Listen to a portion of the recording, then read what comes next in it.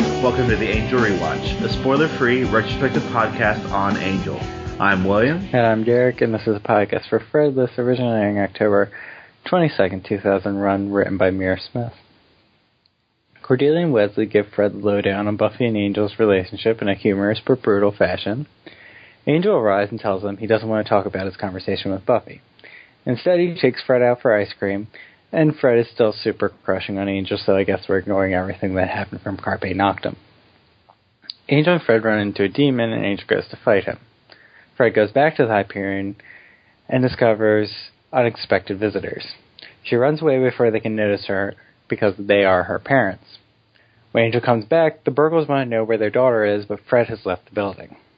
Angel Investigations doesn't trust the Burgles because they have no idea what loving parents look like, and they think that Fred ran away from them because they're evil. The law of averages in the Buffyverse will probably tell them that they're right, but the Burgles are acting pretty hostile. Fred goes to Lauren for advice, and he lays down on the misdirection thick. He tells Fred that she thought she could outrun her old monsters, but she hasn't run far enough. Angel and crew eventually figure out that Fred would go to Lauren and go to Caritas themselves. Lauren is more than a little peeved at them because Gunn indirectly destroyed his club. Angel tries to get Lauren to tell them where Fred went, and he's pretty resistant, but eventually spills it. Fred is waiting at a bus station ready to bus out of town. Her parents find her, and Fred breaks down. She tells them that if they're here, then that means what happened to her was real. Her parents know what she was like before Pylea, and that hurts too much. Fred's parents tell her they don't care how she has changed, and this nice family reunion is broken up by giant demon bugs. There's a lot of fighting, the Burgles join, and the demon bug is squashed. You'd think the episode is over, but we still have 15 minutes to spare. Fred decides she wants to leave with her family, and we have 3 goodbye scenes, each more sad than the last. As Fred and her parents leave in a cab, Angel Investigations reminisce about Fred. They also reflect on how horrible their own parents are, especially Wesley, who is a huge mood killer. All the while, the head of the demon that Angel killed earlier is pulsing unconvincingly. In the cab, Fred realizes something terrible is about to happen and rushes back to the hotel. Something terrible is happening at the hotel, as demon bugs have swarmed the Hyperion. Angel Investigations grab weapons to fight, but Fred shows up just in time. She smashes the demon's head and tells everyone that the demon bugs just want their eggs inside. Even though Mama Burkle brutally murdered the head of this clan, the bugs are super okay with that and leave quietly with the babies. Fred decides to stay back at Angel Investigations, realizing this is where she belongs. Everyone is happy, even the Burgles. Together they paint over Fred scribbling in her room, and Fred leaves her past behind. And that's the end of our episode.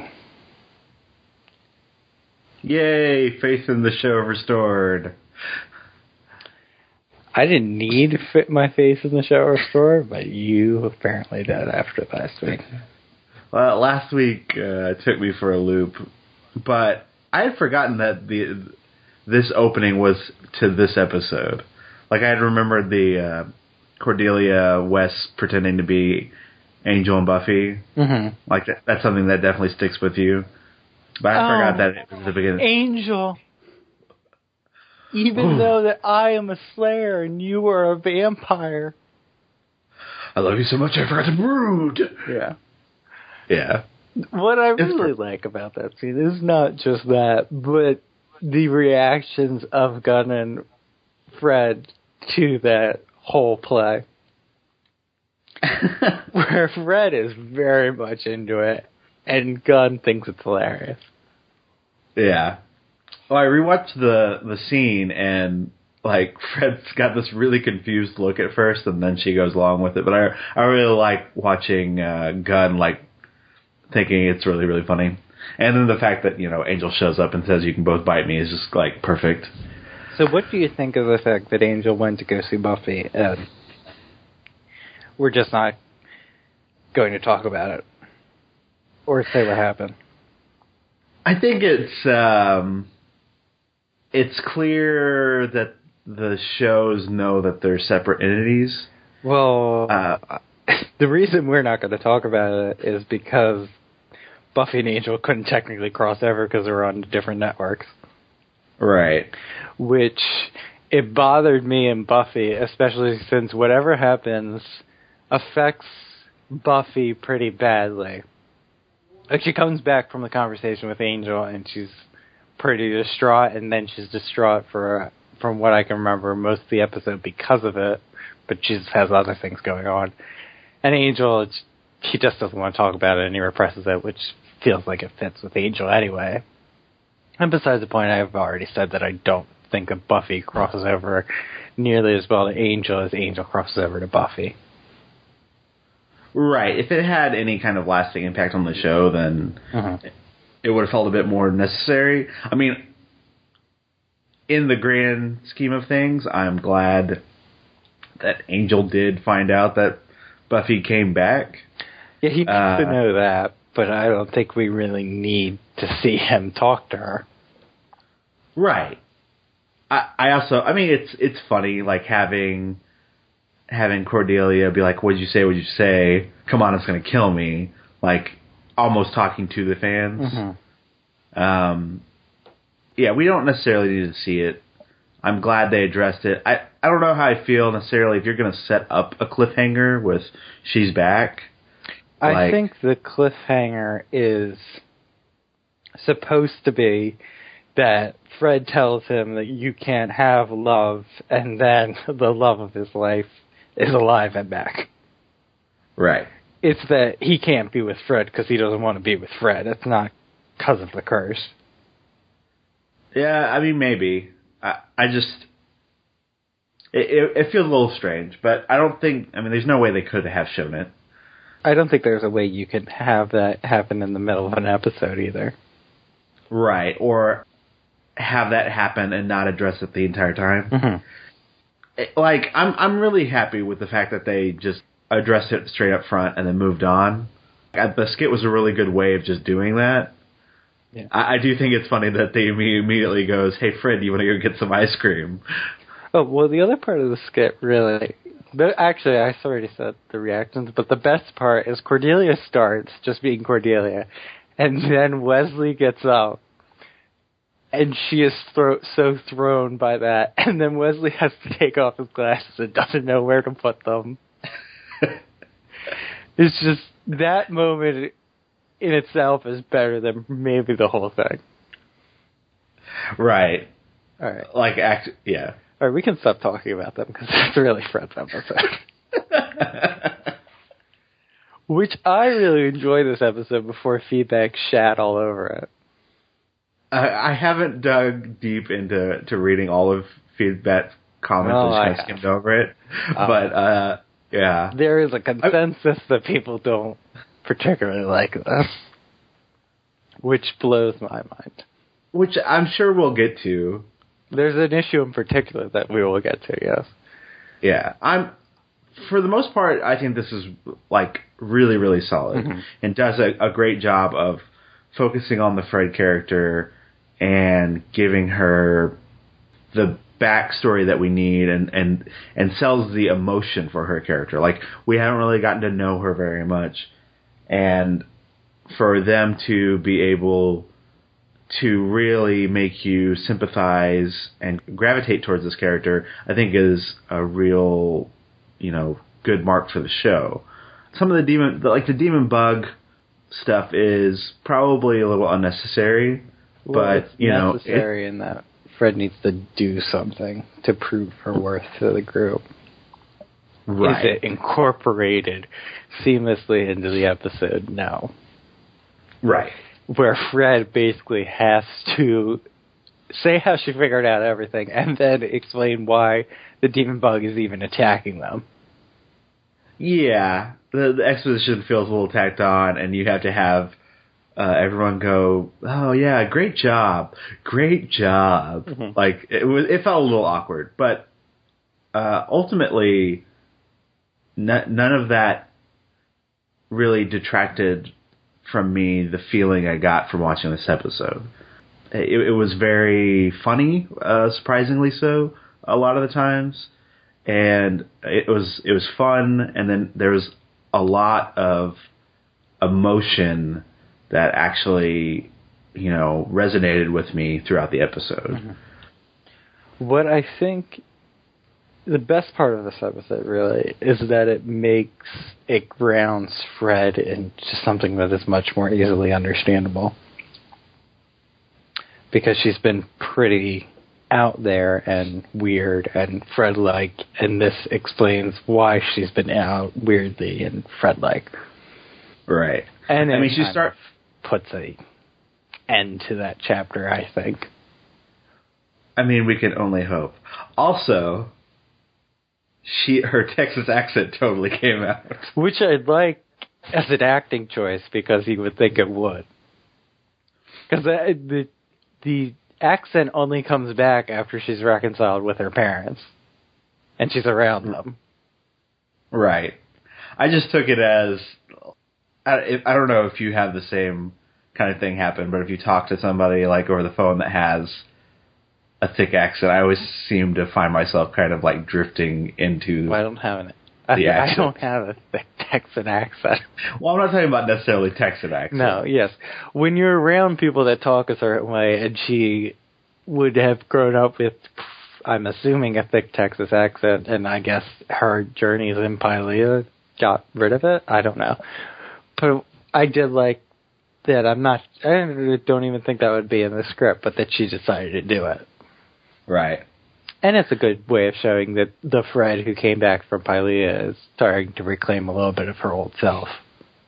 Right. And there's some self-acknowledgement like early on in the episode, like right after they go to get the ice cream. And it's good to confirm that, because I don't think we necessarily got a sense before that Fred knew how weird she was. Right. And it was like, it caught me off guard because it was pretty funny. Like she was ranting about herself, like how she's crazy, and then she goes, "Ooh, pretty crystals," like how scatterbrained she is. Yeah. But I do, I mean, it doesn't contradict anything we knew, but it does help make her a more realized character, that she knows that she is nuts and that she can be annoying at times. And she knows that there's something wrong with her, because before I think she was just weird and it was just accepted. Right. And it makes sense when the breakdown happens that she knows that she's wrong. I mean, not that she's wrong, but that she's not who she used to be. Right. I haven't found that her crazy speak has gotten like lost on me quite yet. I don't know how. I mean, how do you think? How far would they have to go for it to become too much for you, or have gone too far? Like, if she continues to do it for the whole season, is it going to bother you? Or I don't remember where Fred goes from here, but I think this episode is putting an end to the crazy speak, or at least the majority of it. Right. Well, I mean, it also kind of ties into her character, how she speaks. Like, I feel like she will still have moments like her rambling about scientific things. I think she will still be awkward. Right. I don't think we'll get as much of her kind of caved into herself, talking like nobody's in the room. And the real thing that was with Fred that made her seem nuts is when she would giggle to herself at a joke that nobody else knew, and it wasn't like she said anything funny. Right. That was, I mean, there's a lot of odd things about the way she acted, but that was probably the oddest. Right. And shows how fractured her mental state was, that she was the only person for 5 years who she could actually talk to. Right. So, I mean, realistically, Fred should not be over this in in an episode. Well, no, they've dealt with it since she's got back. I mean, sure. Fred has pretty much been a long-term case since season 3 started. Every episode in some way has dealt with her mental state. Right. Which is why, obviously I remember she doesn't leave town, but I think when she's going to leave town, if she had, that would have made perfect sense to me. Yeah, I think they timed the episode really well because it was just far enough into the season where we've gotten to know Fred a little bit more, and not too far so that the possibility for actually leaving the show could be believable. Like, yeah, I don't think, I mean, I know we in Rewatch know that she's still on the show, but I could see someone, especially with the amount of time they devote to saying goodbye and everything, I could see people actually believing that she was actually leaving. I mean, the breakdown happens about 30 minutes in, and you would think that'd be the end of the episode, but then there's kind of an epilogue where well, that seems like the climax, but I think maybe it's more that she says she's leaving, or she's decided to go, is the real kind of ending moment of the episode. Right. And then I just think construction-wise how well they did it, that they didn't drag out the misdirection too long. I have one problem with the misdirection when it's in the Fred and Lauren scene, and we'll get into that feedback. But I do think that it works very well that you think... I mean, I don't even think that the Burkles seem particularly evil. No. We're seeing it through Angel Investigation's eyes, and they have a very skewed idea of what parents should look like. I like, in particular, like Cordelia spying on them, and then them catching her gaze. Yeah. He's like, oh my God. So that misdirection works well, and they end it right where they need to. And it doesn't get dragged out to the end where the Burkles would do something that is so clearly supposed to be evil, but isn't, or whatever. And then everything else just becomes about Fred. And maybe it's a little bit repetitive that we really have like 3 goodbye scenes with Red. Yeah. But I think each one of them work and each one of them build on something else. Yeah, I mean, I really like in particular, the Fred and Angel goodbye. But it's just kind of her recanting her story from what's going on, and her acknowledging what she's done since they've gotten back from Pylea. Yeah.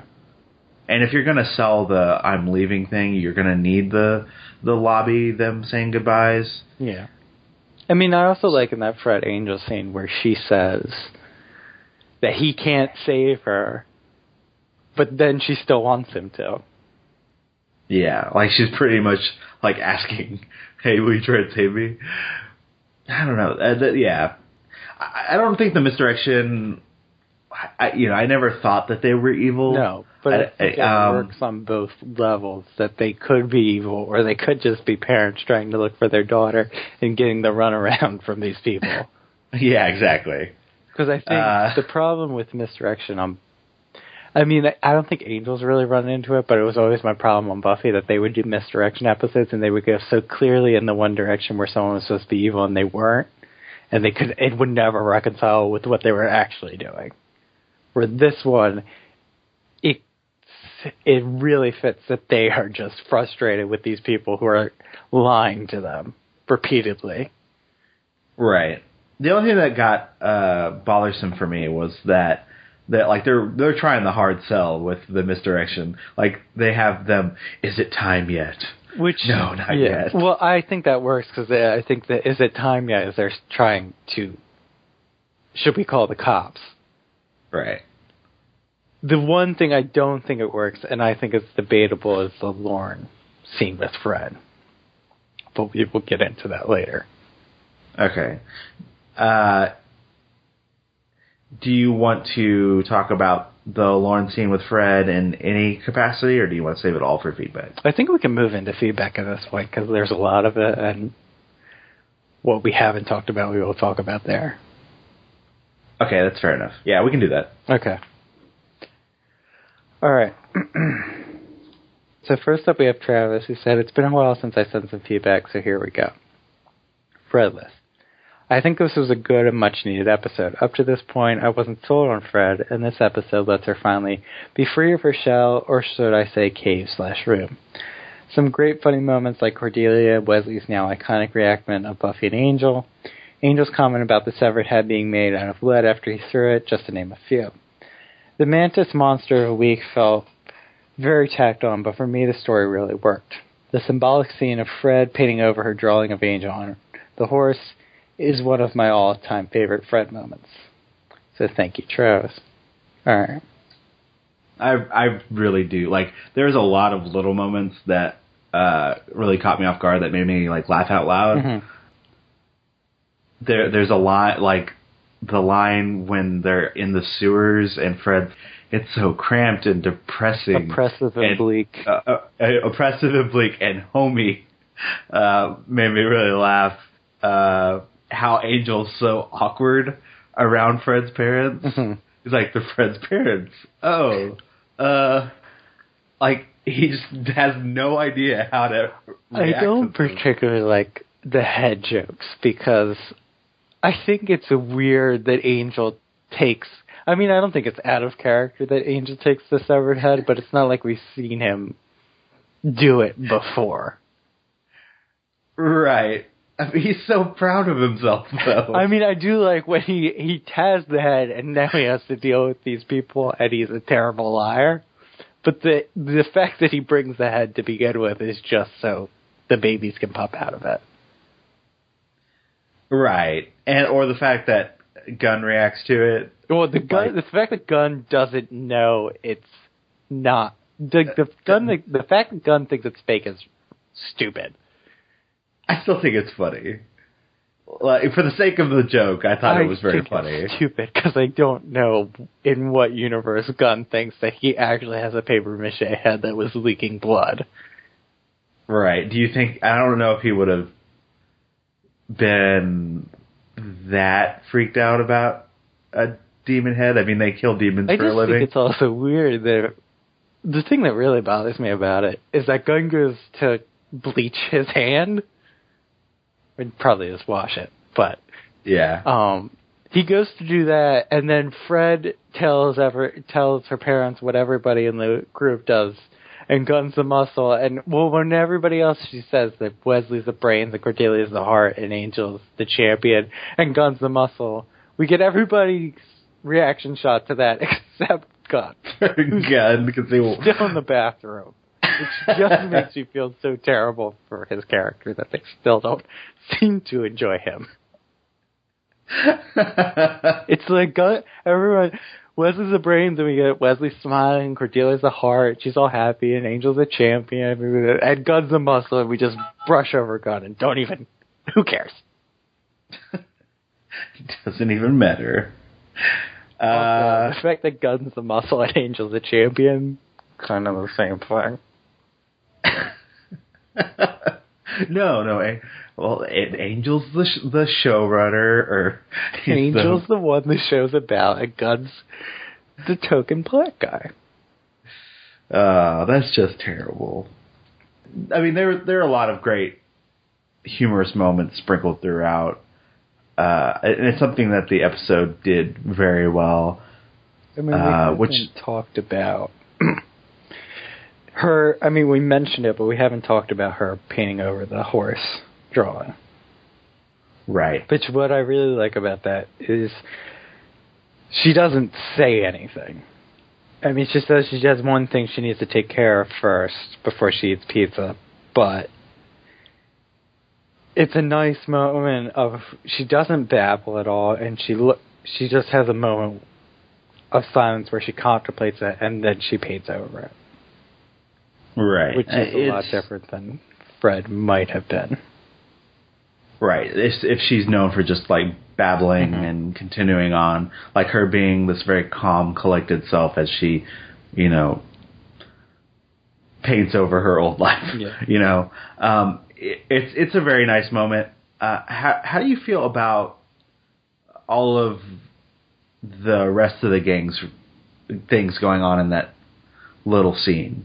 Like, Angel is reminiscing with Fred's dad. Talking about Spiro Agnew being a female. Yeah. And Wes and Gunn are bickering, but then they kind of have the yes, mom reaction. And Cordelia's bringing pizza. Hey, pizza, Fred, pizza? I think that's how she exactly says it. I just watched the scene last night. That's exactly what happens. She's really into pizza for some reason. I think it makes sense for everybody, but I don't really know why Cordelia is so passionate about the pizza. Okay, see, that was so weird to me. There was another line that Cordelia has in the episode that felt really like I couldn't read how she actually felt in the moment. Are you talking about when she says that she doesn't want... She's tired of Fred, or... Yeah, she's tired of Fred, but then Angel was like, oh, she'll come back to visit. And she was like, oh, you think she will? That seemed pretty... Cordelia. Like, is she being sarcastic? No, I think she's genuine when she wants Fred to come back. I think that she's trying to deflect her real emotions when she says she doesn't want Fred to be around. Yeah. Okay. That's initially how I took it. I just thought that the delivery of "Do you think she will?" was like really strange. It could be read as sarcastic, especially. I think the point of it was that she's supposed to be like, I don't really care about Fred, and then Angel says she'll come back, and she's excited about it. Right. I think the point of I think it's just to show them all getting along. It's like her new family dynamic. Yeah. Which is really cool. I mean, and Gunn and Wesley are like her new brothers, and Angel is kind of like her dad. Because I think he has much, I mean, what they've established before that, I think he has much more in common with Mr. Burkle than anybody else. Because I still think that Angel is 250, but he acts like a 50-year-old man sometimes. Right. Especially because I guess that's when he would have gotten his soul. And sometimes he acts like a 70-year-old man. Anyway. Whatever. I guess Cordelia with the pizza is supposed to be her new mother figure. I don't know. To me, I got more of a like sisterly bond between Cordelia and Fred in this episode. Like, especially how she reacts at the beginning of the episode when they do the Buffy Angel skit, and then Fred goes, well, I don't need to know what happens, and she's like, shut up, Fred. Like, there's a very, like, older sister vibe that I get from Cordelia. Yeah, there's some kind of... She's, in some capacity, older than her, in a family way. Whether it's older sister or mom. I think it works really well. Like the dynamics that they've set up in the group in regards to Fred, I think are very, very solid. Okay. Moving on. Sure. All right, next up we have Alicia, and she says, the good. Angel coming into the office with a demon head and then trying to hide the demon head. Son, your prop is dripping. Angel throwing the demon head and breaking the glass. Wesley's face when he hears the glass break. You think I'm fat? Lord and Fred scenes. Was there another massacre? Oh, no, just the one. Nothing to be afraid of, and then Angel jumps because his phone rang. I have a heart, granted it's located in my left butt cheek, but it's still a heart. Angel getting excited to being patched up for stab wounds, and Cordelia calling him a dork. Bad, all the cockroaches coming out of the demon's head and the demon. So, thank you, Alicia. Those were some of my other favorite, like, comedy scenes. The you think I'm fat was really, really funny. Well, both of them are Angel still repressing his feelings about Cordelia. You think I'm fat? and you really enjoyed him getting happy to be patched up and him. Yes, I did. Which I do too.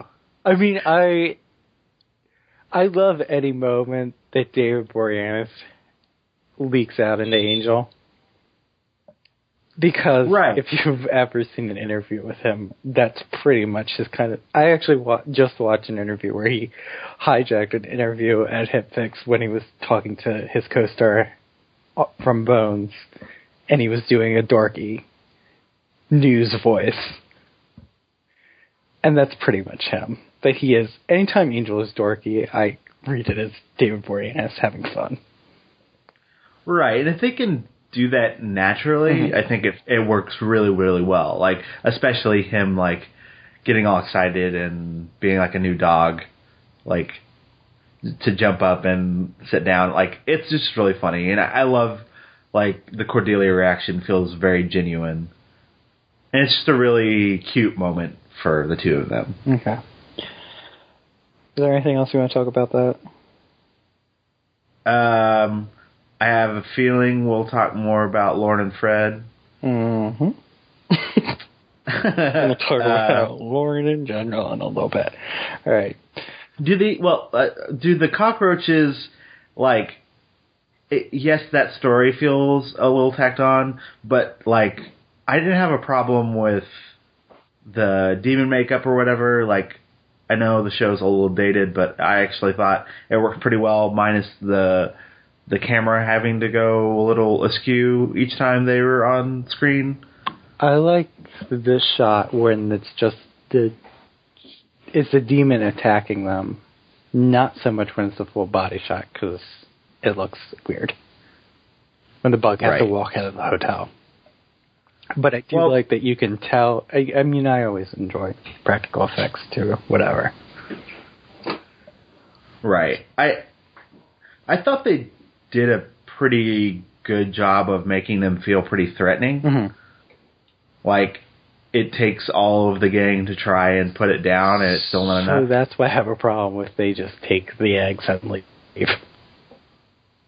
I know that's what they're there for, but it also... all of them show up because they killed, I don't know, the head. Not a mom, not a dad, whatever. And then they just get the babies and they're gone. Like, I think if they have enough brain power to feel anger over that, then they should have a kind of vendetta. Or if they have enough brain power to get organized that they need to all go together to get the babies, I think they would also have a vendetta against Angel Investigations for killing one of their own. I think it'd be more like instinctual. I didn't necessarily read it as like a vendetta or anger. They need a clean answer for the end of the episode. Yeah. I mean, which is not ultimately a huge issue. Right. I just think it's pretty. I mean, the demons are my least favorite part of this episode, and they're like a necessary evil. Yeah, I agree. And I mean, we need it to be an answer for Fred to figure out, so for her to feel a part of the gang. Yeah, scientific-ish, because it's kind of like real bugs. Right. It's strange, but I didn't have a problem with it necessarily, and I did still really like whenever they hit the first bug with the bus. Mm-hmm. Like, that effect was still very cool. Anyways, we can move on. All right, so next up we have Kathleen, who said, I enjoyed Fred's first centric episode, but knowing they would find a way for Fred to come back after she left and find her place in the gang was quite predictable. Still seems unbelievable that anyone could have tracked Fred to living at the hotel with the gang after she disappeared for 5 years. Having Gunn think the demon head was papier-mâché made him just look dumb. Cordy saying she missed Fred's parents instead of Fred felt like old school Cordy.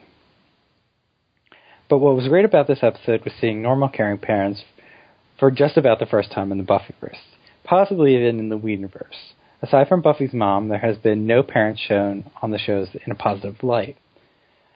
I didn't like Mr. Brokel's comments to Lauren and Carrot House, but aside from that, it felt like a relief that they were finally parents in the Buffyverse that actually cared for their child and were willing to do anything to find her. Thank you, Kathleen. Which is a very good point. Yeah, I can't think of any other parents that they have actually shown. Logistically, you kind of just... Well, Giles, but you have to write parents out of a show, especially if all your heroes are teenage age or younger, because it's just too much. Like, you can't have healthy parents and have kids saving the world every weekend. Right, exactly. So that's just the easiest way to do it. But there is a pattern where, and I don't even, they don't need to do it on Angel Investigations or Angel. Like, there's no reason for them, because they're all young adults, even though Cordelia's only in her maybe 21. But anyway. And we're assuming, I mean, we know that Alana was Gunn's only family. Right. So we're assuming that his parents, well, we know his parents aren't around, or what happened to them is unknown. And they might have been good parents before they presumably died. And Angel ate his. Yeah, and there's that. The only real, I mean, it's established that Cordelia doesn't really have a relationship with her parents. But the only thing that they really seem interested in telling is Wesley's story with his. Because once again, we get more about Wesley's relationship with his father. Right. I think, it's interesting that it comes from Cordelia. What do you mean? Like, that she remarks that she misses, like, that kind of relationship, with the parents. It does feel pretty natural coming from her.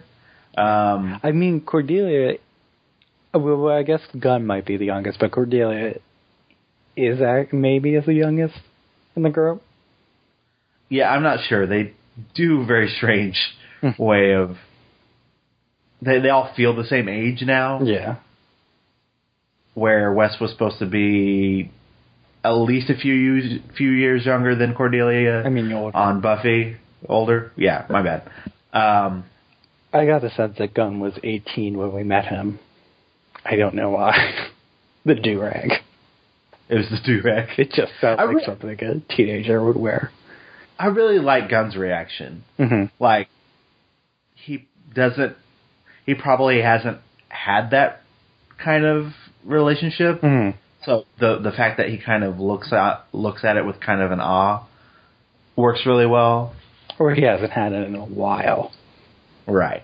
Enough for him to have that kind of reaction and it feel very genuine. Mm-hmm. Yeah, Cordelia does seem the most happy that they're around. Right. I mean, it's not in regards to her parents, but I do like Angel saying Fred was that he found that her quiet, kind of crazy, really soothing. That feels very sexual to me when Cordelia says that she could soothe his ass off. Which I'm not necessarily saying that wasn't the intention, but I'm just saying it felt very sexual. I just think it was just more comedy gold, and having them interact some more was still worked really well. I can soothe your ass off. This is about the last positive thing we're going to say about the episode for a while. So is there anything you want to talk about? I have a feeling we'll be talking about Mr. Burkle's comments. Well, that's exactly what we're going to talk about next.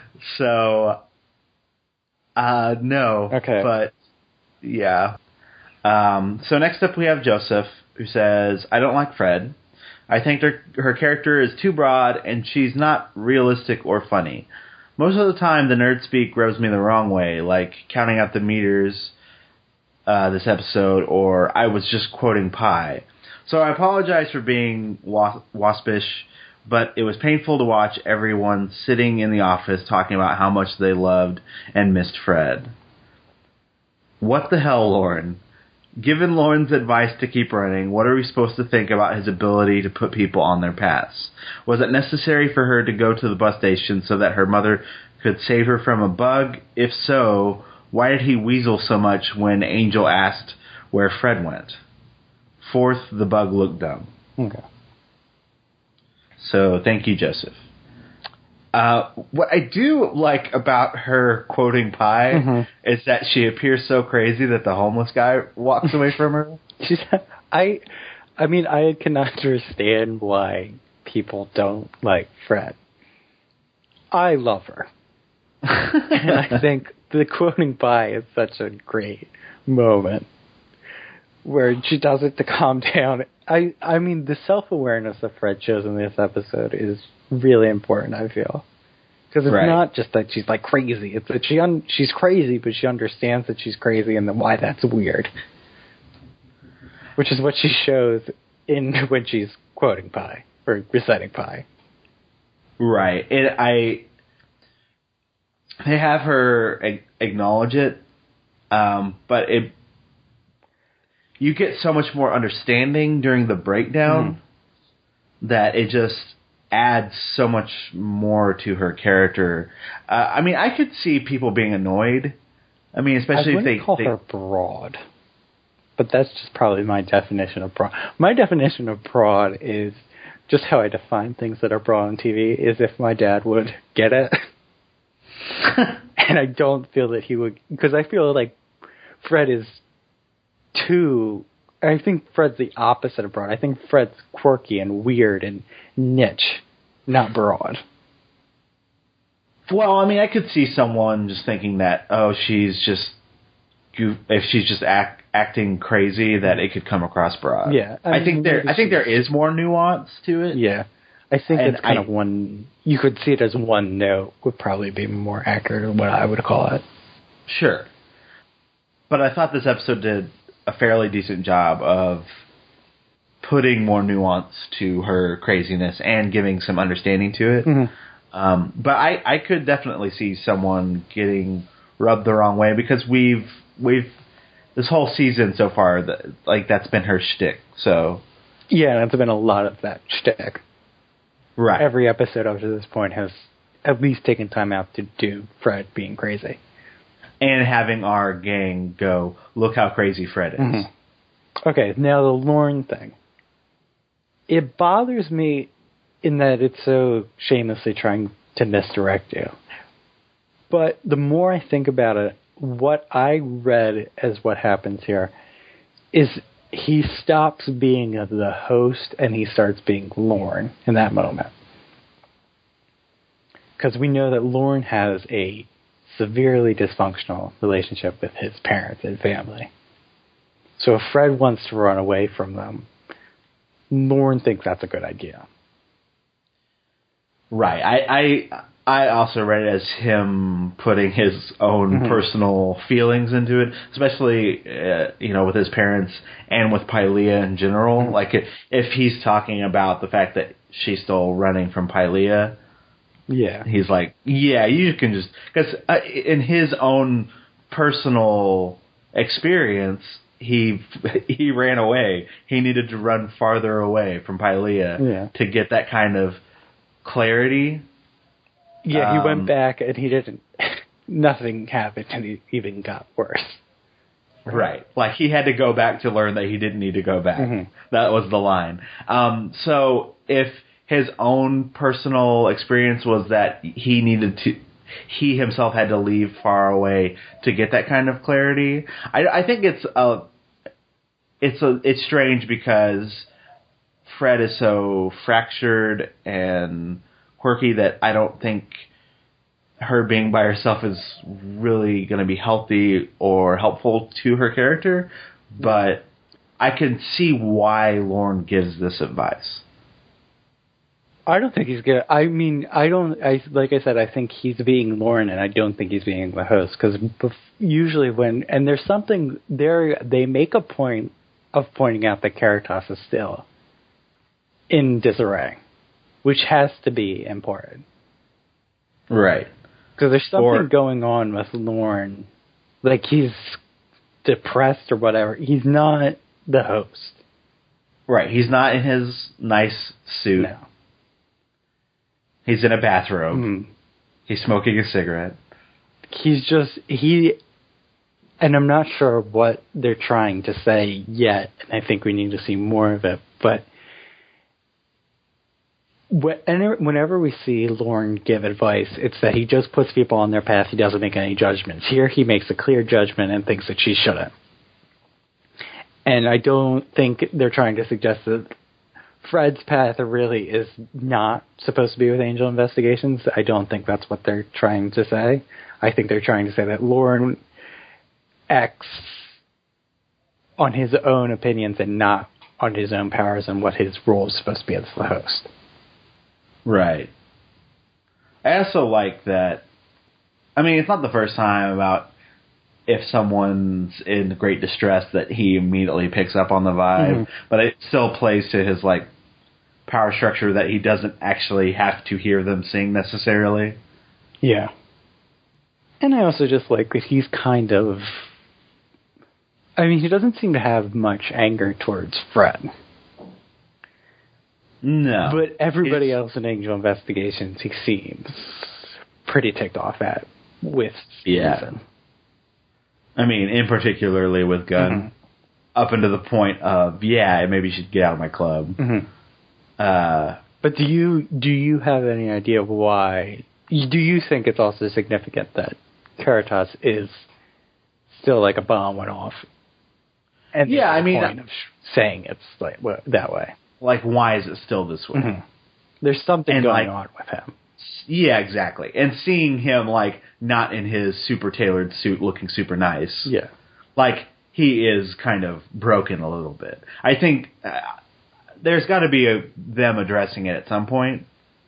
Or I hope there is. Yeah, I don't remember if there is. And I don't remember. I didn't remember that it was still this way. But the fact that they make such a point of Lorne being different in this episode, they have to...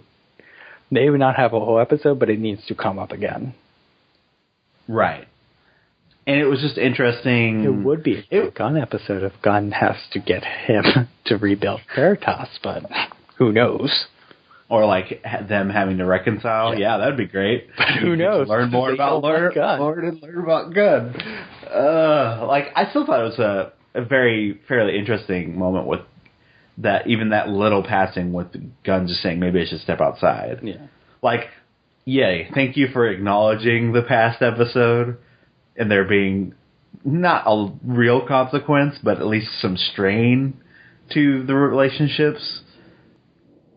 I say I don't remember if they do acknowledge why the host is acting this way. But it was refreshing in a way, like seeing him act in a different kind of way. I think it does a lot for his character that he's not always the host.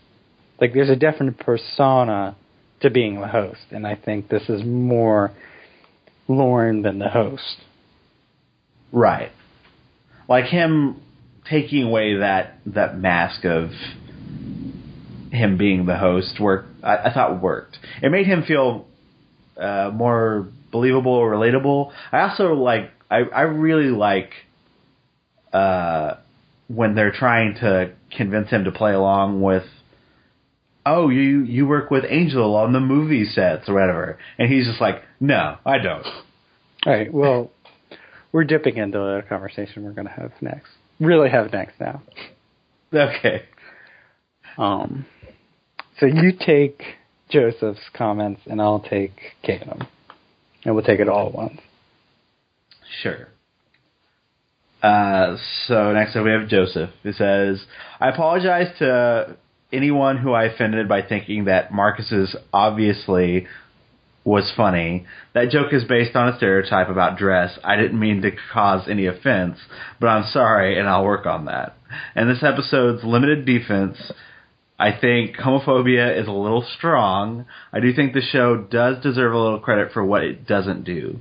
Marcus isn't panicked by the idea that someone thinks he is gay, and he doesn't seem to have any problem with Wesley, and Wesley doesn't suddenly panic at the implication that he is gay.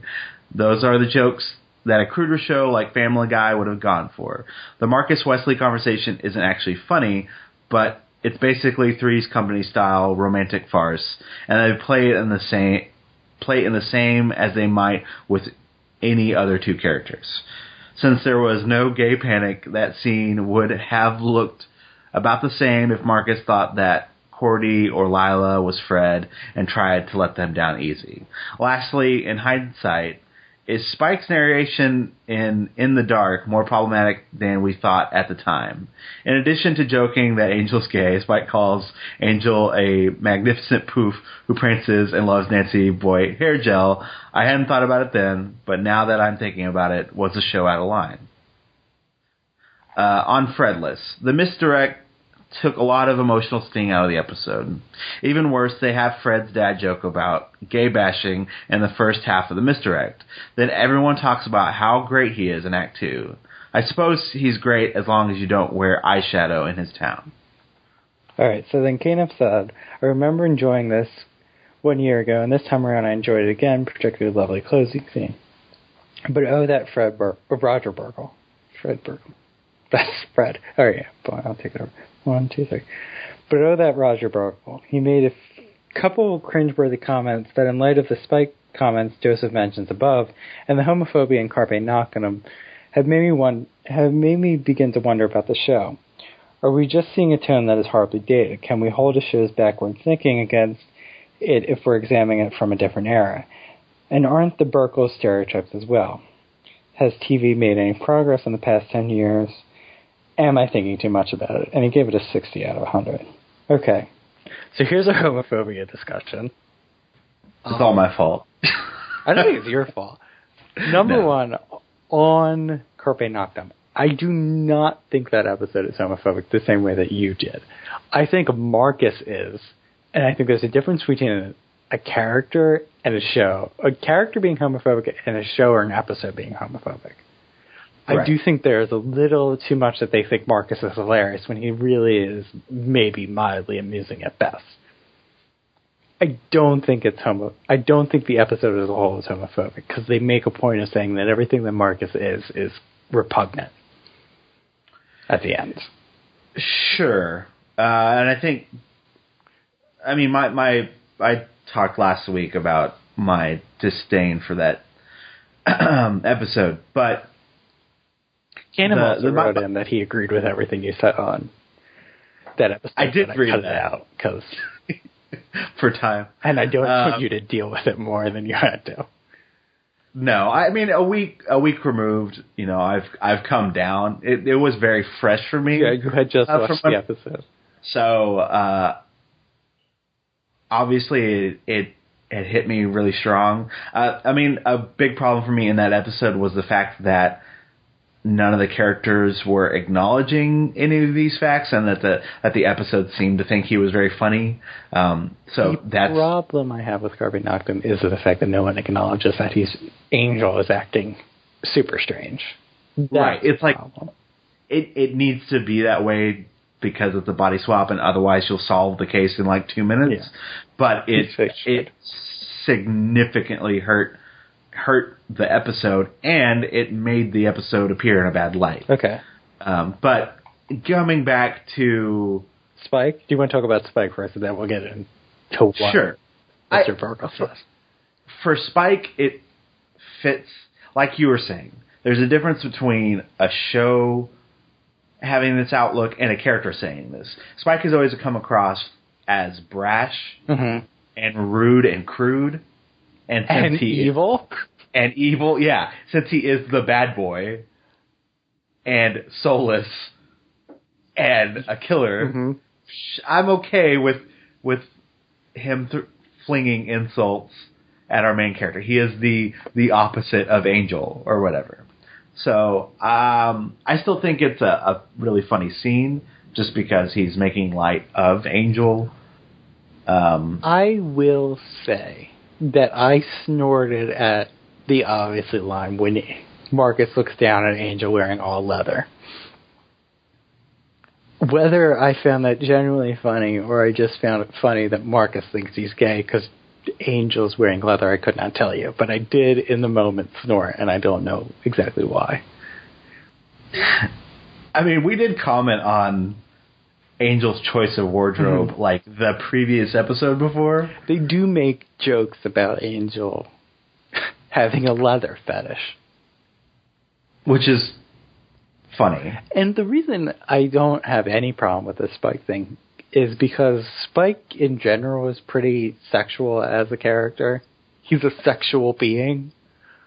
And there's always an undercurrent to me going on, especially when Angelus and Spike are interacting. There's a real sexual politics that there's between them and Darla and Drusilla, and just together there seems to be some kind of tension. Yeah, I think that's really interesting. Like, those four vampires are really sexual altogether. It's a, like, incestuous family dynamic. Yeah, I think you definitely picked up on that vibe. I'm glad you commented on that. Like, there is definitely something about the way Spike and Angel always interact. Not to, like, go into, like, weird fanfic, but I mean, there is some fanfic where people are just reaching, but I think it's pretty easy to draw a connection there. Sure. Because there is a lot of... So the fact that Spike calls Angel gay, and it's clearly meant as an insult, doesn't particularly bother me, because there's just weird sexual things going on there anyway. I mean, maybe. Are you saying there's weird sexual things going on in the Fang Four? Because there definitely is. No, I think there is.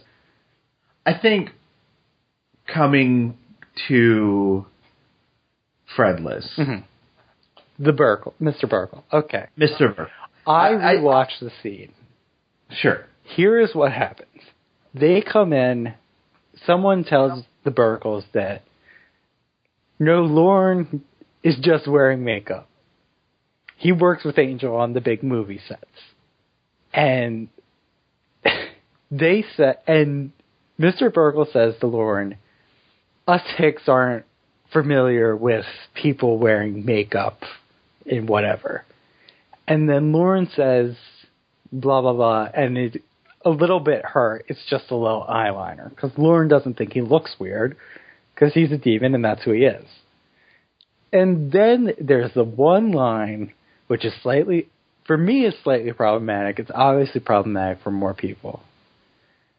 Mr. Burgle says we don't get a lot of guys in Texas wearing eyeliner, at least not for long anyway. The first part of his hostility towards Lorne is just, for me, how I read it, is they're just fed up with these people obviously giving them the runaround and not telling them where their daughter is. Right. And it also, when he delivers that line, it's right after Wesley says, they're from the country. Mm-hmm. And he seems to, like, remark on that, like... Yeah, he said... are you calling, like... Hicks. He gets really defensive. He's like, yeah, us Hicks. He says that with a lot of venom. Like, he is just angry in general, and he's spitting back at them. Because if you look... Wait, I'm sorry. Go ahead. But if you look at what Angel Investigations are doing to the Burkles, they are not... I mean, anybody would get angry at that. Because they're talking down to them. They clearly don't think they could understand that they're being lied to. I mean, the Burkles don't... I don't think they know yet that Lorne's a demon and demons exist. But they have to know that they're being lied to. And Angel Investigations treat them like some kind of back country idiots who don't know what's going on. And I do think there's an element to the Burkles that they are a little bit more simple and isolated, and it's supposed to be a thing where they produce this, like, mental level genius daughter that they don't exactly understand, but they still love. I think that's definitely an element, but Angel Investigations treat them like they're morons, and they're not. Right. What would have really aided that line is if, when he delivered it, he turned to Wesley. Because he's just angry in general, and he's directing it at Lorne, especially because Lorne in particular is stonewalling them. Right. It happens really fast. I do think the line is problematic. The line, I think there's no problem for me when he's talking to them. The offhanded line about people in Texas, guys with eyeliner in Texas don't last for long, is problematic. Right. Do I think that means that Mr. Burkle is dressing up in a white hood and bashing homosexuals in Texas? I don't think so. I don't think he's personally hateful. I think it doesn't paint Texas in the best light. No. But you are from Texas. Could you say that is necessarily inaccurate, that there might be some intolerance? No. Exactly. I've never been to Texas, but I've been to Pennsylvania, and I can tell you that there is intolerance for something. I mean, it's playing up a stereotype, yes. Which Mr. Burkle, to a pretty good degree, is a stereotype. Mm-hmm. Yeah, it doesn't paint Texas in a good light, whatever. It's bothersome in that way. But I don't think it's inaccurate for what kind of picture they're painting as these people. Sure. And I do think in context of the conversation and how he regards it, like he takes offense to Wesley's comment, mm-hmm. there is a kind of like anger that comes out of him that he kind of is spitting back at the gang in general. I don't think it necessarily is directed straight at Lauren particularly. And here's the other thing. Why are we assuming that Lauren's gay? Because there's nothing about him besides the way that he dresses that could... Lauren to me is asexual. He hits pretty much equally on both genders. And there's nothing actually... If he seems to dress sort of in a women's wardrobe.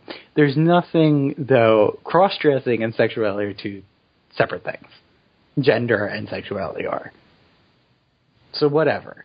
But I do understand why people read onto Lawrence that he might be gay, but I don't think he actually is. And I think you can even read that the Burkles are reading him as a gay character. But I don't think he actually is. Because there's nothing that suggests that. They've never suggested in one way or the other. I personally... metaphor-wise, he obviously is supposed to be invoking something that way. Right, and I like that a lot more because most of the time the gang doesn't react in any other way. He is just a good character. Mm-hmm. He's just a person who might have some kind of sexuality, but we don't know. And ultimately not really our business. No, it's not. I like that the gang doesn't, goes basically, without saying it, is saying it's not our business. They don't have to remark on it. They don't care. Yeah. It's the host. It's Lauren. Yeah. I don't think Lauren's sexual identity is not, a big part of his character. Anyway, that was just my own separate rant. But talking about how the line about people with eyeliner don't last long in Texas is not a good one. No. I don't have any problem with the way that Mr. Burkle, is angry at Lauren or just in general. Because I think he's just spitting back at them the same thing they're spitting at him. Right, and they've been dragged around town for the entire night, and they're missing their daughter for 5 years. Yeah. And they think that these people are actually hiding them from them, which they comment on later. He goes... Or maybe they just don't want us to find her. Yeah. He's... At that point in the night, he is, fed up. He's done. The Burkles are definitely reading some kind of sexual energy to what's happening with Fred. And I don't...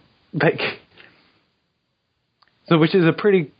I think the line about people... The offhand line about the guys in eyeliner in Texas is less a joke and just supposed to be demonstrating that they're pretty isolated and don't really understand.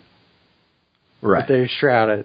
And because the Burkles really do put some kind of sexual narrative onto what's happening with Fred.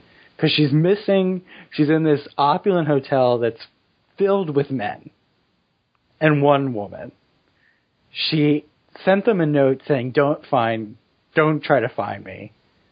Well, they're in L.A. Angel involved in movie making. They have the line about she's not making movies, is she? Yeah. So there's that and then they go to this club that's burned out. There's this guy in a Terry Road backcloth wearing... They definitely see Angel Investigations as some kind of deviance. And they might even see them as some kind of sexual deviance. See, I didn't necessarily get necessarily a sexual vibe. Yeah. Well, there's definitely lines about the movies, and they seem... the movies is what I'm thinking of, and they definitely do approach Lauren. Whether Lauren is actually gay or not, the Burkles approach him like he is. Right. I mean, they're definitely picking up that something is off. I mean, they're definitely seeing them as deviants. I don't think you can just put that away. Because these people are weird. Right. They come into the office and they're obviously lying. Like everything they've said has been complete BS. Mm-hmm.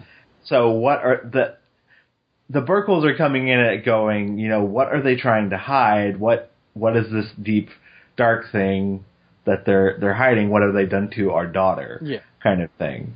So if they even like what evil fiends is what the way they're like, well, we hope they're not evil fiends, like that when they first come into Angel Investigations, when they're thinking about the rest of the gang.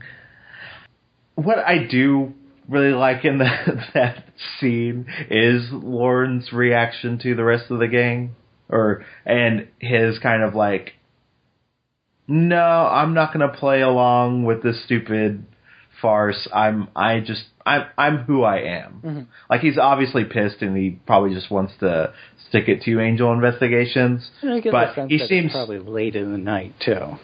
Right. But there is a kind of acknowledgement of his self. I mean, besides the like little remark about it's only a little eyeliner of like insecurity of him just being very comfortable with who he is in that moment. Yeah. I really like he's like, no, I'm not going to play along. I am a demon, whatever. If you want to read into the show acknowledging whether his sexuality there. I mean, I don't begrudge anybody who reads Lauren as gay. Right. It's clearly there. I'm just saying there's an assumption that he obviously must be. And I don't think that's accurate. I think that's making an assumption on what he looks like, that he must be a gay character. Sure. I think, metaphor-wise, definitely. The fact that he always felt different in his family, and there was something about him that no one else around him could relate to. Right. Read whatever you want onto that. He's other, or whatever. Like, we've even had that old Gang of Mine. Yeah. There was a loosely tied metaphor that way. If you wanted to read into it, it didn't necessarily have to be that direct. No, Lauren is definitely other, and some people fear that. Right, or interact in that way to him. So, I mean, they have an opportunity to tell that kind of story if they want to, and having this remark seems to draw that kind of parallel. But it doesn't necessarily go one way or the other. I can't really remark on that further. There is something way down the line of a little line that I would love to bring up right now, but I can't. Anyway, so. I'm just saying that the other thing we haven't talked about is that he comes off as homophobic, maybe, to some people, and does that reconcile with him being this great guy at the end? And I honestly, even if he comes off as homophobic there, I don't think it... I mean, it matters in a way, but... Tread lightly. It matters, but I can still see that they would still see him as a good father figure. Because he's literally fought a weird demon bug to get away... And come to LA and actually cares for his daughter. Sure, I think the remark in context, there's less offense going on. I think it is to just play up more of the stereotype that he's from Southern Texas, derp. Yeah, but That line is more to me about where they're from than anything that personally about the Burkles. Right. Or the fact that is that his actual own personal view. Yeah. I think, yeah. Even if he comes off as homophobic, I'm not sure whether this is debatable, but whatever. But whether if he's in clear mind and clear head, would he come off that homophobic either? Or is he just trying to be as hurtful as possible? Right. I think in that moment, he comes across very fed up and very angry with the rest of the gang. Like, it's been boiling. I mean, it's the same as him, Wesley calling them from the country and him making a judgment about Lauren and his sexuality. Those are not the same thing. Right. One is much lesser than the other just based on history, but the fact that he's just trying to fight back with whatever he has. Right. Like, he could have just said, "You city boys," right there or something. Which would have been dumb, but... It would have been dumb, but it would have been the same kind of stereotype pushing up thing that they've been doing. So the stereotype, the more we're talking about it, the more the stereotype is bothering me, just because, it's not the actual remark, it's just the fact that they are stereotypes. Yeah, I mean, the Burkles are not incredibly deep characters. Much as I enjoy this episode, I'm not going to argue that they are fantastic characters and what a creation they have done.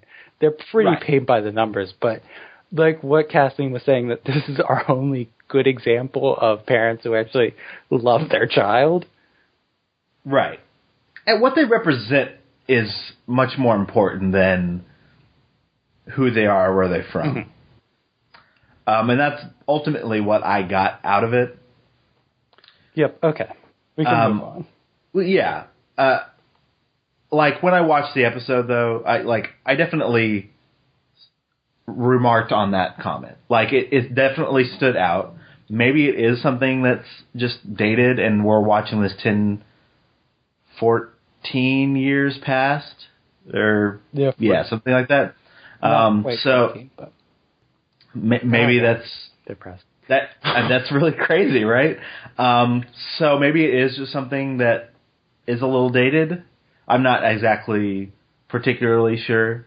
I mean, it's interesting to talk about in retrospect, which is kind of what we've been doing. But I think more is just that coming off of last week, it just probably popped out a little bit more than it would have. I mean, that's the only my justification for it. I remarked on it. I didn't take too much of offense to it. I just knew I knew it was there. Mm-hmm. I didn't even notice it, to be honest. Okay. Because he kind of whispers it, and it's off camera, and it's not even on him. Right. So we have more comments from Kathleen about other episodes as she's catching up. Right. All right. So, I'll just take them. So she says, the difference between good episodes and bad episodes in Season 1 is quite huge. This season relied too heavily on crossovers from Buffy, I Will Remember You, 5x5 Sanctuary, and In the Dark. These are all my top 5 episodes of Angel in Season 1. It wasn't until the end of Sanctuary that it really took a stand on its own, and then only had 3 episodes left for the season to make its own show. I would have liked to see this happen midway through the season. So she had more to say. She's catching up, so she's had comments about Season 1 and Season 2, and then all the episodes we covered so far in Season 3, but I just cut them out because there's just a sameness in what we've already talked about. And just for time, because it's already ballooned out. But I did keep the comments about that old gang of mine, where she said, another forgettable gun episode for me.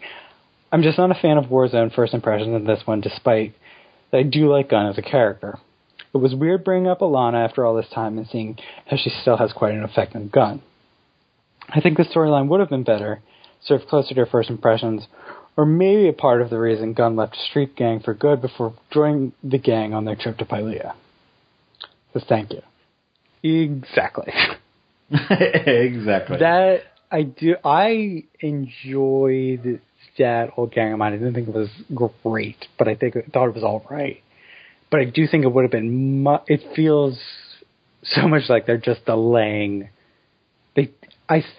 There was no reason for Gunn to go to Pylea,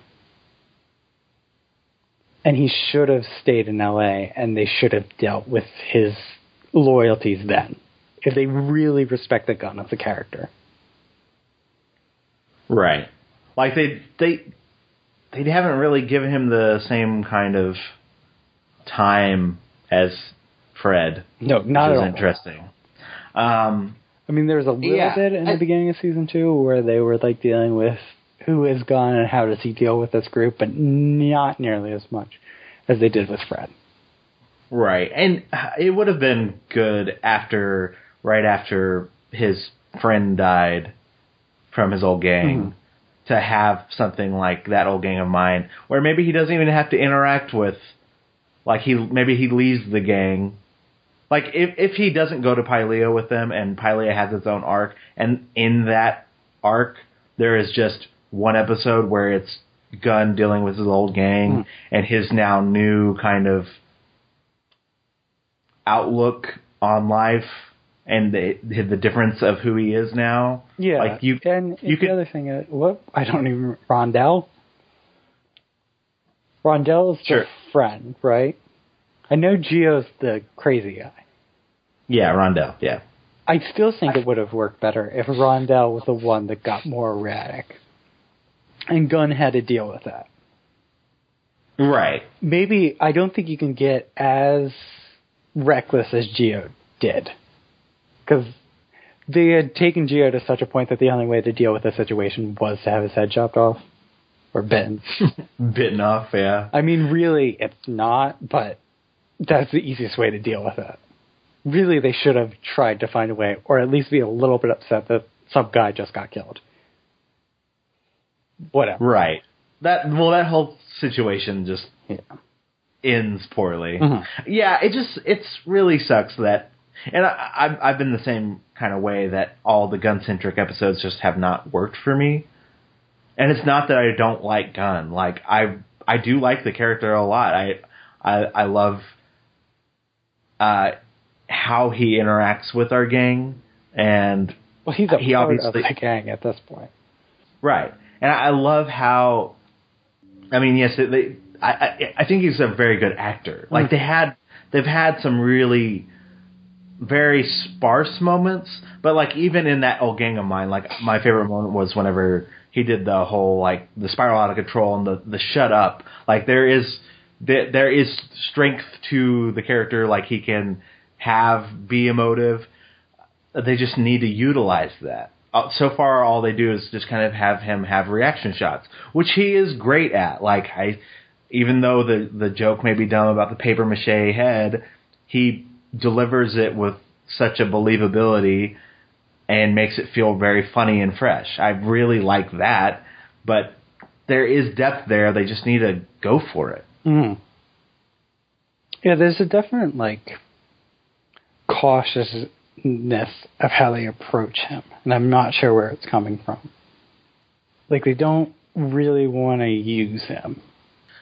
I don't know if it's I don't know if it's necessarily that they don't even know how to utilize him, or they're afraid that if they go down a certain path that is it a worry that they'll have to focus too much time on him? Like it's been that way with all of the side characters for the most part. Like the fact that they're focusing so much on Cordelia this season has actually been really surprising and refreshing. But like even Wesley, like we've had like little remarks, but they're like dipping their toe in the water. They're not like going full forward with it. So I'm thinking that's some of their trepidation with Gunn. Sure. I'm not 100% sure. I don't know why they don't go one way or the other. Like, just to me, it's like just make a decision, have a character arc in mind. I would say that he's the least. I do think they have a problem with that. Wesley, they have a problem with side characters. I think they have stepped up in a way with their female side characters with Cordelia and Fred. Right. Wesley, they're still don't really, but he still has. There's a sense that they're going somewhere with Wesley. I don't know what they're trying to do with Gunn at all at this point. Right, but I think some things work well. Like the fact that in this episode they have Lauren go pretty much, hey, get out of my club. Mm-hmm. Like, that can be something. Gunn coming to terms with... But that's still dealing with the last time they gave him a story.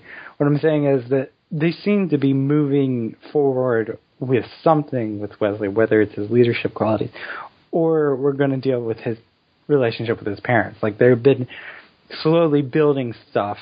It's just that they seem to introduce stories for Gunn in the episode, in the moment, and then deal with them. Like, I don't think they're building to anything. Right, like you just think they're just one shots done.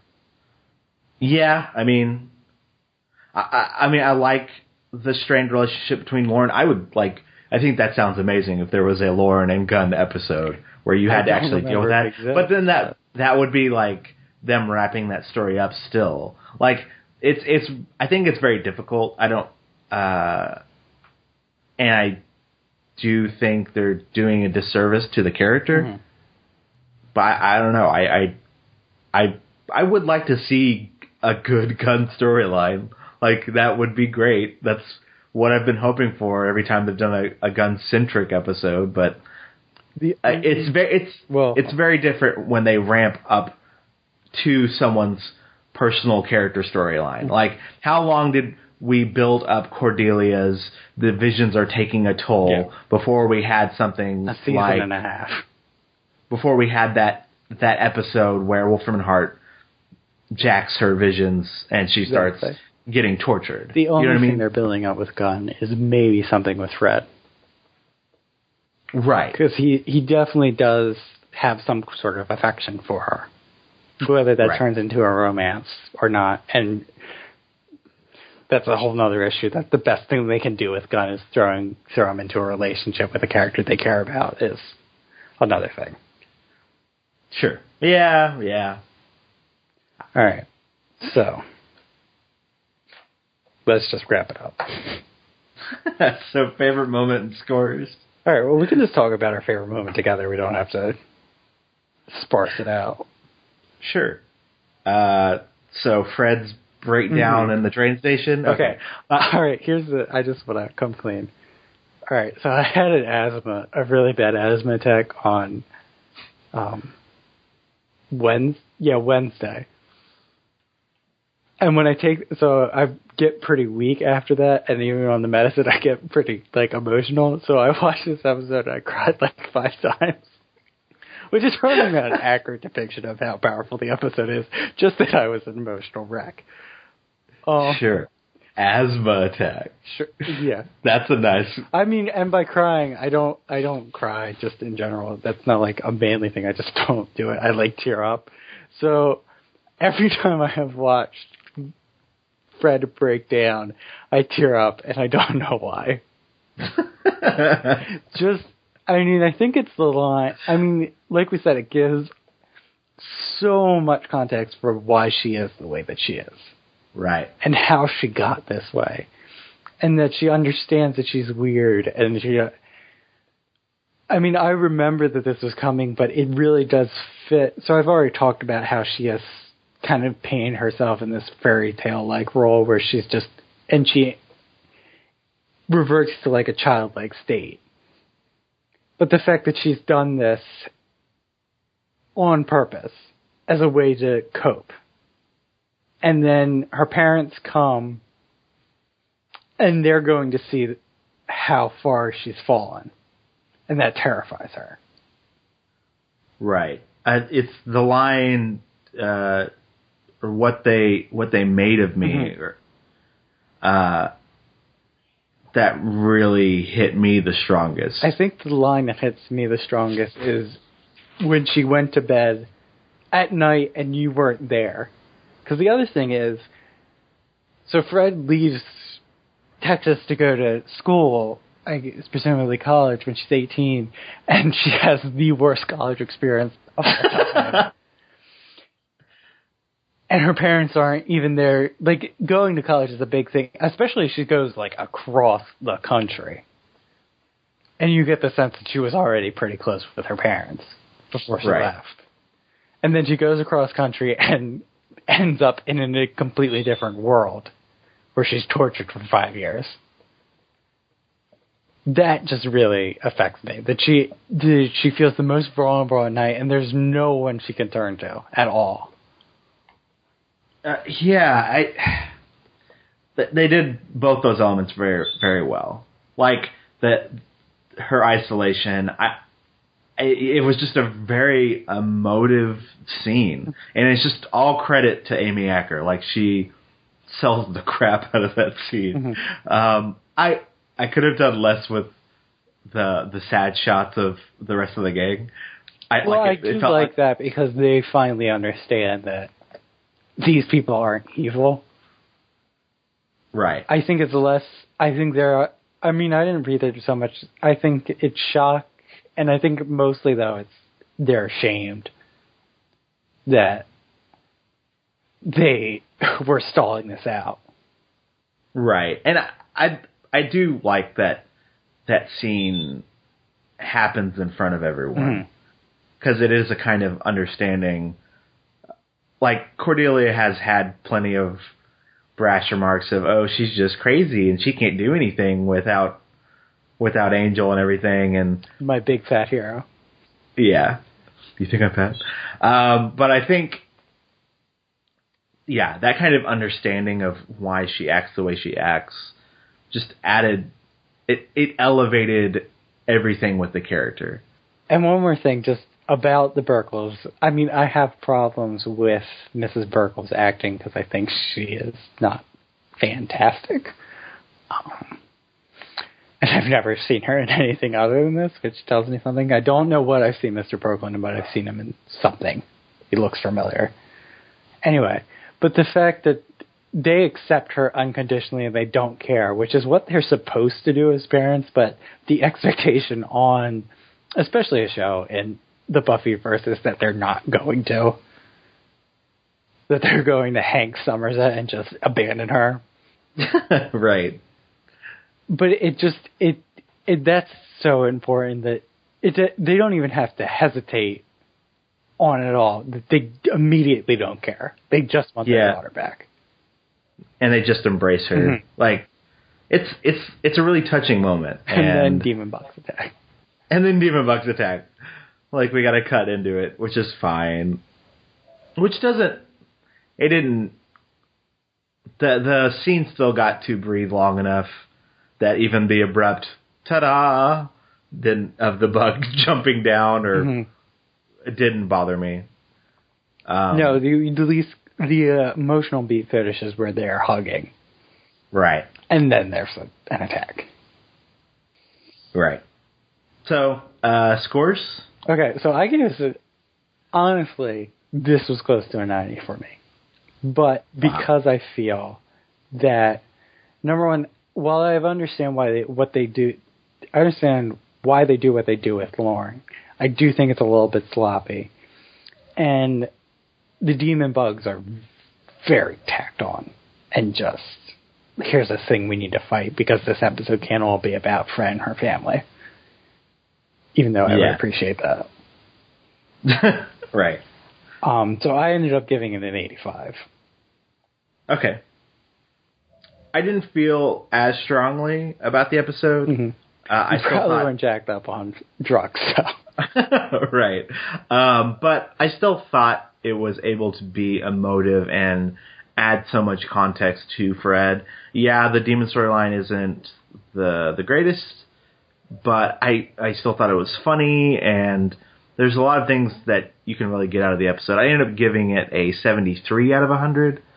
It was able to access some emotions, but still some of the storylines were just, or in particular just with the bugs, Just didn't do much for me. Mm-hmm. Okay.